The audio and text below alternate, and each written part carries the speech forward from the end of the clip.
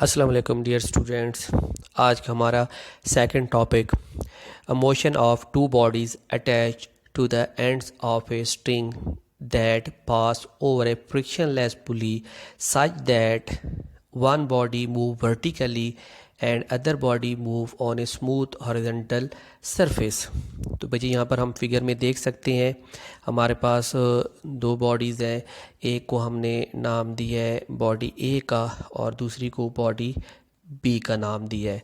Body ए और B को हमने इन एक्सटेंसिबल स्ट्रिंग के साथ कनेक्ट करवाया है और कनेक्ट करवाने के बाद हमने इस स्ट्रिंग को एक फ्रिक्शनलेस पुली से पास करवा दी है। बॉडी ए जो है वो वर्टिकली हैंग कर रही है और बॉडी बी जो है उसको हमने स्मूथ हॉरिजॉन्टल सरफेस के ऊपर प्लेस करवाया है। ये स्मूथ सरफेस है, इसी वजह से इसकी कोई फ्रिक्शन नहीं होगी, ये फ्रिक्शनलेस सरफेस होगी। हम यहाँ पर कैलकुलेट करना चाहते हैं टेंशन को और एक्सेलरेशन को कैलकुलेट करना चाहते हैं। तो बच्चे इसको कैलकुलेट करने से पहले हमने एक अजम्पशन लेनी है, एक सपोज करना है और हम ये करना है कि m1 जो है ये ग्रेटर है m2 से। तो यही वजह है कि जो मैस m1 होगी बॉडी ए ये डाउनवर्ड डायरेक्शन में मूव करेगी, तो बॉडी बी जो है हॉरिजॉन्टल सरफेस के ऊपर मूव करेगी। तो बच्चे बॉडी ए की तरफ हम आते हैं। दो बॉडी ए के ऊपर दो फोर्सेस एक्ट कर रही हैं। एक फोर्स इसका वेट है, force of gravity in the form of weight है और वो डाउनवर्ड डायरेक्शन में इसके ऊपर एक्ट कर रहा है और वो क्या है आपके पास m1g। और बॉडी ए के ऊपर एक फोर्स इस स्ट्रिंग की वजह से एक्ट कर रही है और वो फोर्स जो है वो कौन सी है, टेंशन की फोर्स टी है, वो अपवर्ड डायरेक्शन में है।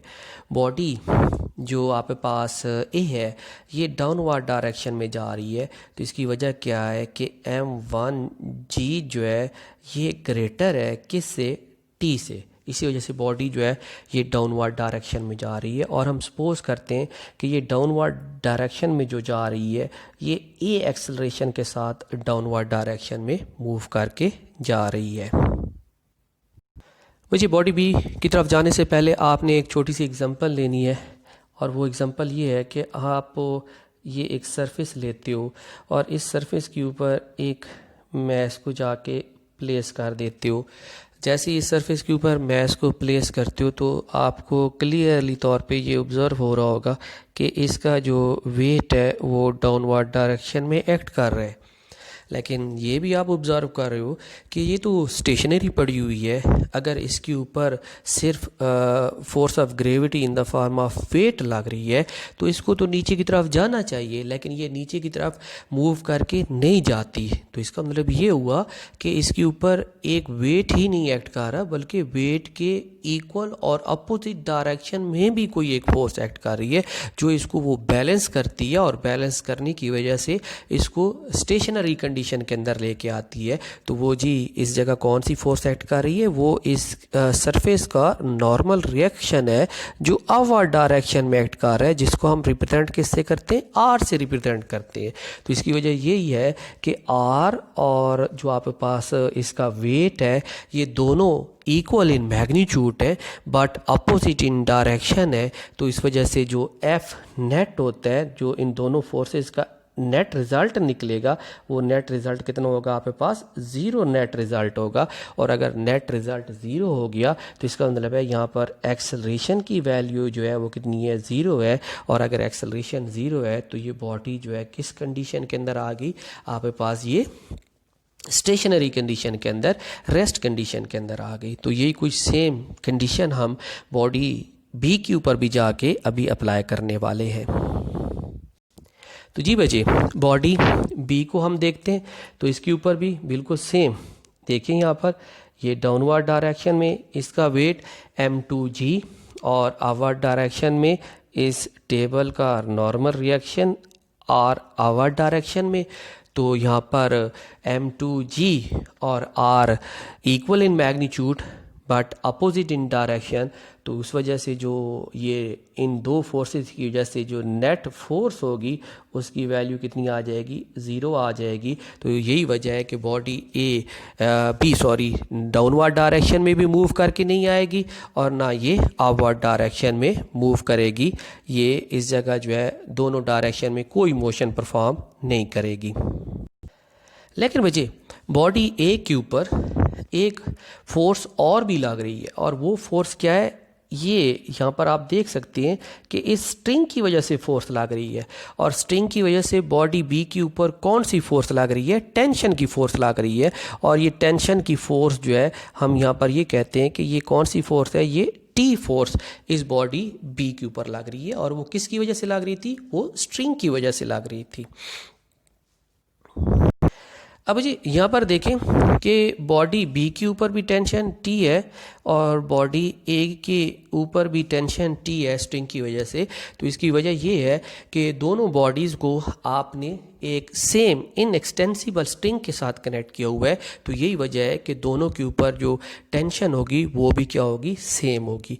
दूसरी चीज़ आपने ये देखनी है कि बॉडी जो ए थी वो ए एक्सेलरेशन के साथ मूव कर रही है, तो बॉडी बी भी ए एक्सेलरेशन के साथ मूव करेगी। तो इसकी वजह भी यही है कि दोनों बॉडीज़ को आपने सेम स्ट्रिंग के साथ जो है वो अटैच किया हुआ है।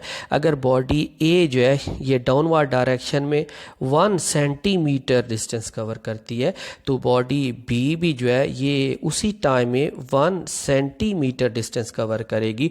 तो दोनों का मोशन सेम होगा, 1 सेंटीमीटर मोशन दोनों का हो रहा है। तो उसी वजह से दोनों में जो एक्सेलरेशन होगा वो भी क्या होगा, सेम ही होगा। और दोनों में हम एक्सेलरेशन क्या लेंगे, ए ही लेंगे। जी बच्चे, तो थोड़ी सी कैलकुलेशन कर लेते हैं बॉडी ए के लिए। तो आपको बॉडी ए के बारे में जो ऑब्ज़र्व आप लोगों ने किया कि वहाँ पर उसके ऊपर 2 फोर्सेस एक्ट कर रही थी, एक टेंशन की फोर्स थी और दूसरी फोर्स जो थी वो इसका वेट था। तो यहाँ पर थोड़ी सी आपने करेक्शन कर लेनी है। ये जो वेट है ये M1, सॉरी इसको आपने M1 जो है इसका वेट जो है आपने M1 करना है, M1G था।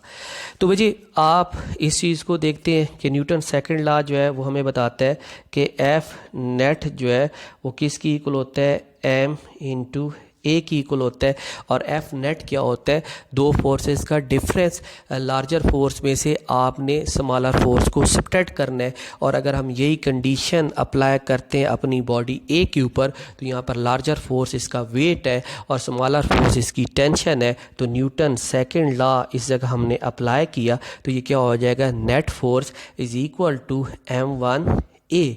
और नेट फोर्स यहाँ पर क्या होती है, डिफरेंस होता है लार्जर। अब देखें यहाँ पर लार्जर फोर्स कौन सी है, M1G। तो हमने पहले M1G को लिख दिया और उसमें से सब्ट्रैक्ट कर दिया स्मॉलर फोर्स टेंशन को, और is equal to M1A। M1 क्यों किया इसको, M1 इसलिए किया क्योंकि इसकी जो मैस है वो M1 है और ये जिस एक्सेलरेशन के साथ नीचे की तरफ आ रही थी, तो वो एक्सेलरेशन जो था वो हमने कहा था कि A एक्सेलरेशन था। इसी वजह से इसको हमने A का नाम दिया, साथ A लिखा है। तो इस इक्वेशन को हम इक्वेशन नंबर 1 का नाम दे देते हैं। तो बॉडी बी की तरफ हम आते हैं।